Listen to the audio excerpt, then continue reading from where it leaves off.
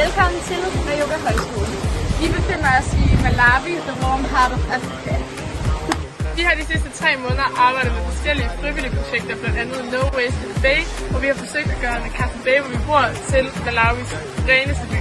Og det har vi selvfølgelig tænkt os at tage med hele vejen hjem til Roskilde og indføre No Waste in the camps.